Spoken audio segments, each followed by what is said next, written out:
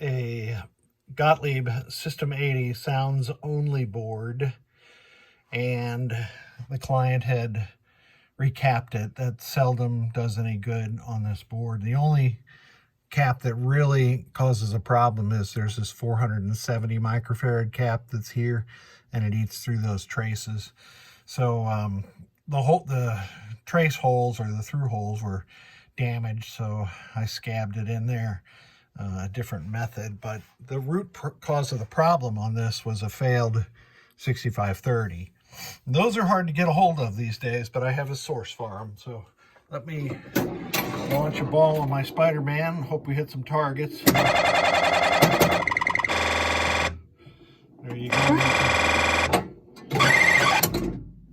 You can hear the sweet sounds of Panthera.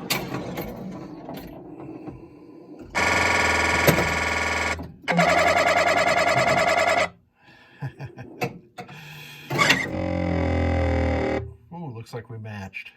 All right, thank you for sending it.